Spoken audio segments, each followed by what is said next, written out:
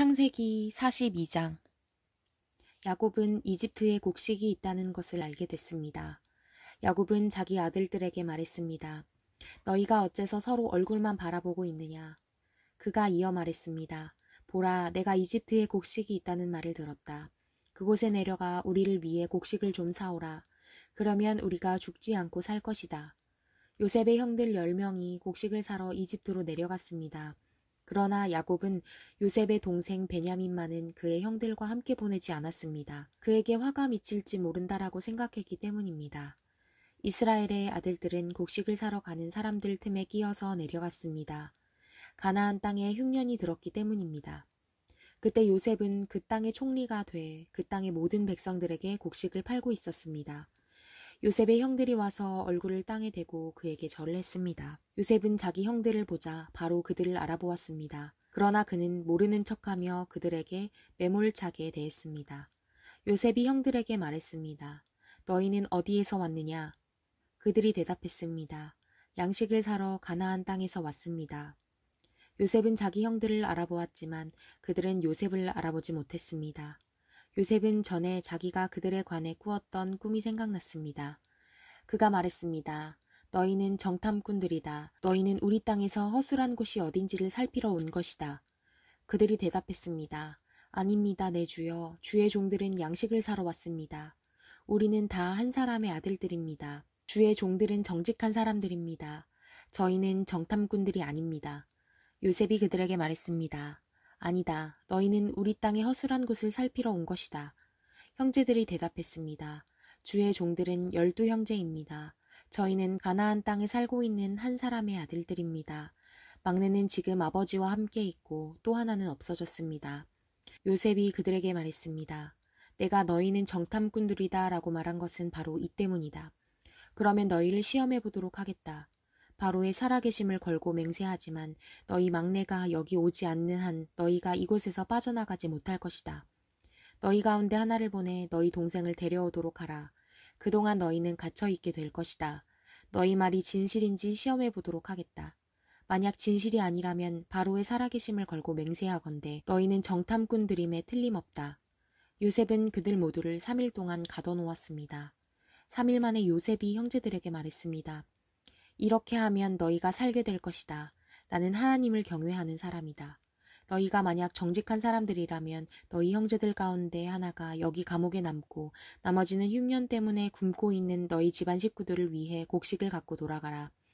그러나 너희는 막내를 내게 데려와야 한다. 그래야만 너희 말이 진실이라는 게 증명되고 너희가 죽지 않게 될 것이다. 형제들은 그렇게 하기로 했습니다. 형제들이 서로 말했습니다.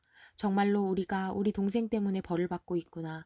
그가 그렇게 괴로워하는 것을 보고 또 그가 목숨을 구해달라고 우리에게 사정을 할 때 듣지 않아서 우리가 이런 괴로움을 당하고 있는 것이다.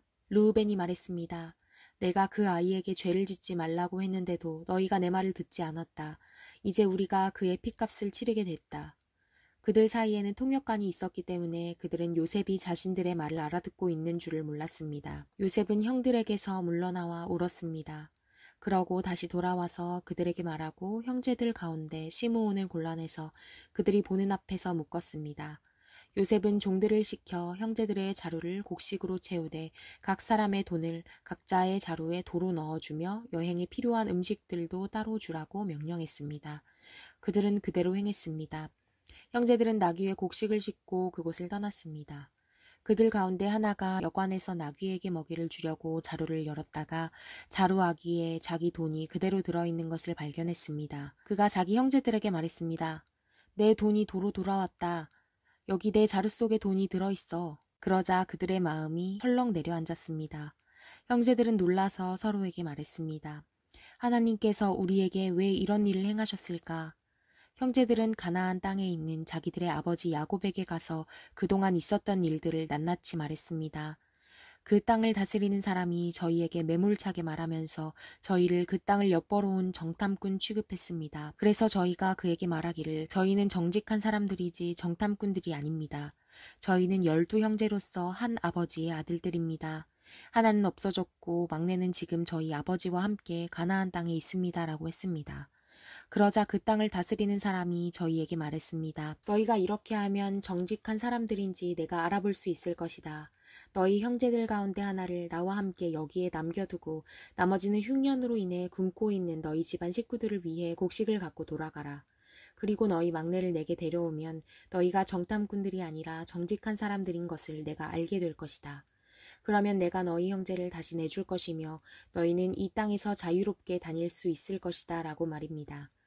형제들이 각자 자기 자루를 비우려고 보니 모든 자루마다 돈꾸러미가 도로 들어 있었습니다. 그 돈꾸러미들을 보고 그들과 그들의 아버지가 겁에 질렸습니다. 아버지 야곱이 그들에게 말했습니다. 너희가 내 자식들을 빼앗아 가는구나. 요셉이 없어지더니 시므온도 없어지고 이제는 베냐민마저 데려가려 하는구나. 너희 모두가 나를 괴롭히는구나. 르우벤이 아버지에게 말했습니다.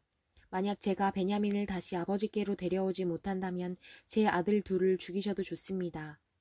베냐민은 제 손에 맡기십시오. 제가 그를 도로 데려오겠습니다. 그러나 야곱이 말했습니다. 내 아들 베냐민은 너희와 함께 거기에 내려가지 못한다. 베냐민의 형 요셉이 죽었고 이제 베냐민밖에 남지 않았다. 혹시 너희가 데려가는 길에 베냐민이 해라도 입는다면 너희는 흰머리가 난 나를 슬픔 가운데 죽게 만들 것이다.